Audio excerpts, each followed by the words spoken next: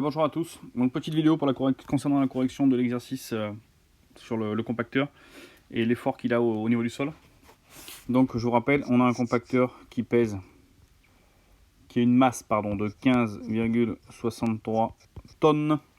On a différents lests. Donc, je vais les faire de différentes couleurs. Le lest A qui lui représente en tout 2,33 tonnes. On a le lest B qui lui pèse 14 tonnes. On repose nos données. Et on a le lest C qui pèse 2,6 tonnes. 0,6 tonnes, pardon. Ok, qu'est-ce qu'on sait d'autre? On sait aussi que cet engin, il a 7 pneus. Et que chaque pneu représente une surface de 1 pneu, on va dire, de 300 cm². Donc vous voyez déjà où je veux en venir. Il va falloir qu'on utilise la formule P égale F sur S. La formule P égale F sur S, c'est pour déterminer la pression au sol en bar. Elle est assez simple, c'est-à-dire que la pression ici en bar est égale à la force divisée par la surface. La force doit être en décanewton et la surface en centimètres carrés. Donc là, ça tombe bien, on est déjà plutôt pas mal. Ok, donc une fois qu'on sait ça, on peut commencer l'exercice. Après, toutes les questions sont sensiblement les mêmes. Première chose, on vous demande que l'engin il est lesté simplement avec le poids B et on va calculer sa pression au sol. Donc on peut commencer, il y a deux choses, on peut commencer deux choses séparément. On va commencer par la surface des 7 pneus. Donc comment on fait? On fait simplement 7 fois 300.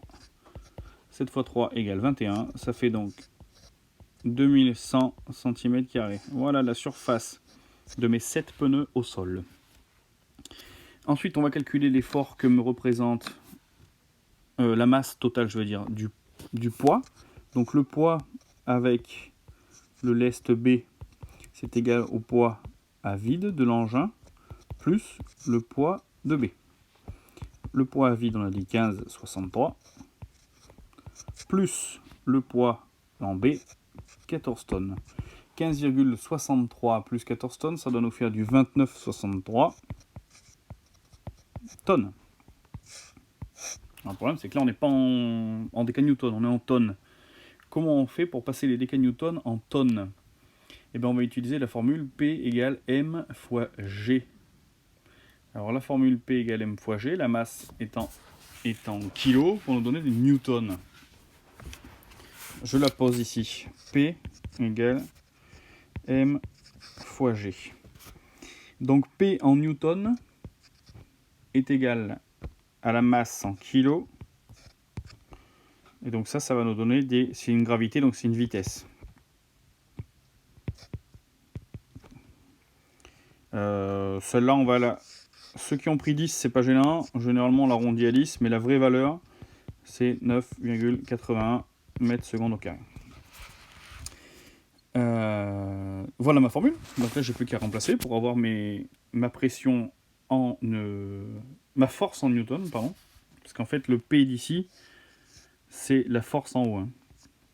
C'est ce qu'on appelle le poids, mais qui est en fait la force qui représente la masse.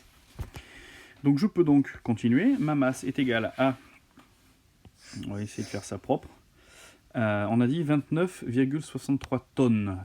Donc ça fait donc 29 063 kilos.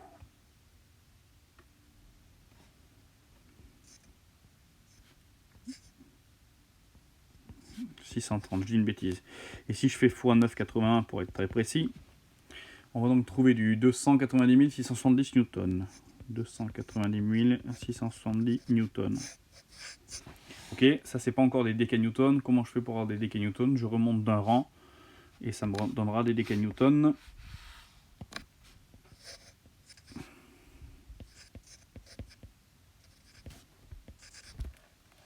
Voilà des décanewtons. Donc ça c'est ma force F, qui est en fait la même chose que P ici, mais P ici veut dire poids. Et alors que ici c'est pression. Donc c'est vrai que ce sont les mêmes choses, mais surtout à essayer de ne pas confondre. Alors, maintenant qu'on a notre On a notre force en décanewtons, on a notre surface en centimètres carrés, et bien on va pouvoir facilement trouver la pression exercée sur le sol quand j'ai les lestes B. Elle sera donc égale à la force qui est en fait le poids à vide plus le poids de B, d'accord, la force représentée par le poids de à vide plus le B, divisé tout simplement par la surface des 7 pneus. Donc ça me fait PB égale 29 067 décanewtons divisé par 2100.